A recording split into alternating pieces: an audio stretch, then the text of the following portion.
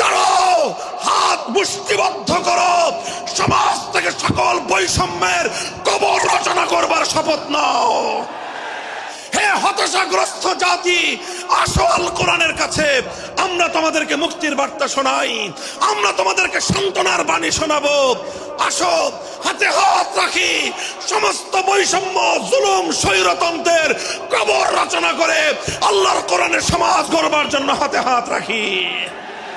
যদি ইনসাফ কায়েম না করা যায়, ইসলাম অনুসরণ করা যায় না, যদি বেইনসাফের বিরুদ্ধে লড়াই না করতে পারো, মিথ্যে মুসলমানিত্বের দাবি ত্যাগ করো।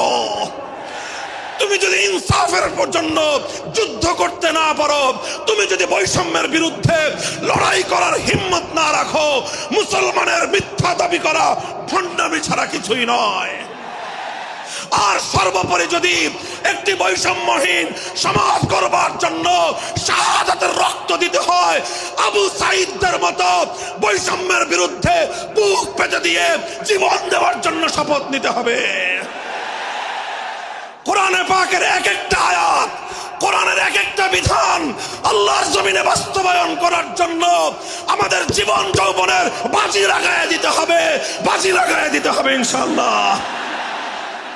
ইনসাফ কায়েম করতে গিয়ে ছুরি যদি নিজের সন্তানের হাতের উপর দিয়ে যায়, সে হাত স্তব্ধ হয়ে যাবে না, সে হাত থমকে দাঁড়াতে পারবে না। যেখান দিয়ে ইনসাফ যাবে সেখান দিয়ে ইনসাফকে চালিয়ে দিতে হবে।